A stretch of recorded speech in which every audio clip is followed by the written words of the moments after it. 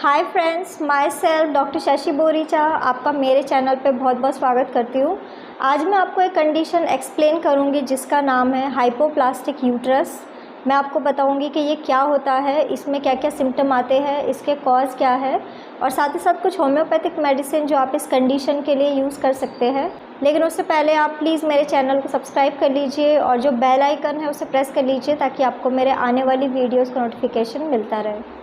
तो चलिए स्टार्ट करते हैं। सबसे पहले आखिर हाइपोप्लास्टिक यूट्रस क्या होता है, तो इसे हम लोग इन्फेंटाइल यूट्रस भी कहते हैं। और इस कंडीशन में ऐसा देखा जाता है कि जो फीमेल्स होती है उनके यूट्रस का साइज़ बहुत ही छोटा होता है। यूट्रस एक तरीके का अंडर डेवलप होता है और फीमेल को काफ़ी सारे इश्यूज़ हो सकते हैं, जैसे कि उन्हें प्रेगनेंसी में प्रॉब्लम हो सकती है, उनकी फर्टिलिटी में अफेक्ट हो सकता है। अब मैं आपको इसका कॉज बता देती हूँ कि आखिर क्या रीज़न है किसी फीमेल को हाइपोप्लास्टिक यूट्रस होने का।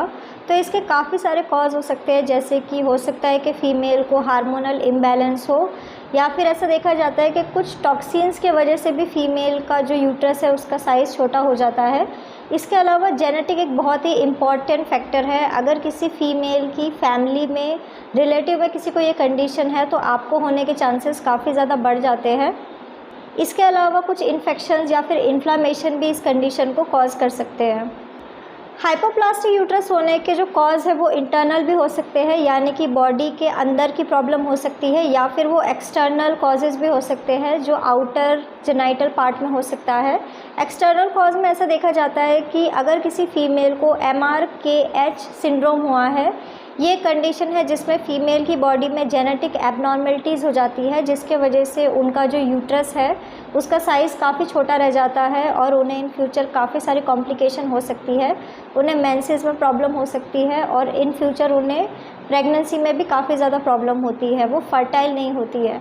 इसके अलावा अगर कोई फ़ीमेल का एक्सपोजर किसी एनवायरमेंटल टॉक्सिन से होता है, या फिर कोई मेडिकेशन ऐसी है जो फीटल डेवलपमेंट के टाइम में यूट्रस को प्रॉपरली डेवलप नहीं कर पाए, तो ऐसी कंडीशन में भी फीमेल का जो यूट्रस है वो स्मॉल साइज़ का हो सकता है। इसके अलावा कई सारी सर्जरीज़ भी है जिसके वजह से फ़ीमेल का जो यूट्रस है उसका साइज़ छोटा रह सकता है, जैसे कि हिस्टेरेक्टोमी एक सर्जरी है, या फिर अगर किसी फ़ीमेल की बॉडी में यूट्राइन आर्टरी एम्बोलाइजेशन हुआ है तो ऐसी फ़ीमेल का जो यूट्रस है उसका साइज़ भी कम हो सकता है। इसके अलावा कुछ इंटरनल कॉजेज़ भी रिस्पॉन्सिबल है। इंटरनल कॉज में ऐसा देखा जाता है कि अगर किसी फीमेल की बॉडी में हार्मोनल इम्बैलेंस हो रहा है तो उसके वजह से भी उनका जो यूट्रस है उसका साइज़ ग्रो नहीं कर पाता है और यूट्रस अंडर डेवलप रह जाता है। ये कंडीशन प्यूबर्टी के टाइम में हो सकती है। हो सकता है कि अगर कोई फीमेल 13 या 14 ईयर की एज के बाद उनकी बॉडी में हार्मोनल चेंजेस हो रहे हैं और हार्मोन की डेफिशिएंसी हो रही है, जिसके वजह से उनके जो इंटरनल रिप्रोडक्टिव ऑर्गन है वो प्रॉपरली डेवलप नहीं हो पाए, तो ऐसी फीमेल्स को ये कंडीशन हो सकती है। इसके अलावा अगर किसी फीमेल को कोई इन्फेक्शन हो गया है, कोई इन्फ्लामेशन हुई है, तो उसके वजह से भी फीमेल के जो इंटरनल ऑर्गन्स है वो ग्रो नहीं कर पाते हैं, अंडर डेवलप रह जाते हैं। अब मैं आपको इसके सिम्टम बता देती हूँ कि अगर किसी फीमेल को ये कंडीशन हुई है तो उसमें आपको क्या क्या सिम्टम्स दिखाई देंगे। तो फर्स्ट इंपॉर्टेंट सिम्टम यही है कि फ़ीमेल के जो मेंस्ट्रुअल साइकिल है उसमें काफ़ी ज़्यादा एबनॉर्मलिटी होने लग जाती है, या फिर फीमेल को ऐसा हो सकता है कि उन्हें कभी मेंसेस आए ही नहीं। फीमेल को एब्सेंट पीरियड्स, लाइट या फिर इनफ्रीक्वेंट पीरियड की कंप्लेन हो सकती है। अगर उन्हें मेंसेस आ भी जाते हैं तो उन्हें ब्लीडिंग बहुत ही कम होती है।